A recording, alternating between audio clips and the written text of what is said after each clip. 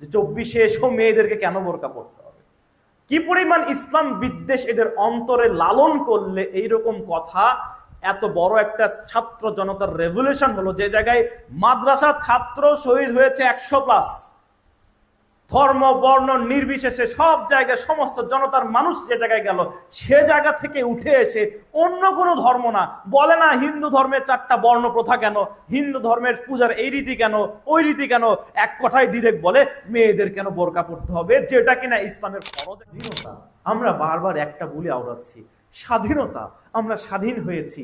স্বাধীনতা আসলে কি? জেনারেশন জেডকে আমি একটা বিষয় ভালো করে বলতে চাই, জেনারেশন জেড ছাত্র ভাইরা যারা যারা আছেন, ভালোভাবে একটা বিষয় আপনাদেরকে বলতে চাই। What is the definition of independence, মানে স্বাধীনতার ডেফিনেশনটা কি বলেন তো? এনিওয়ান?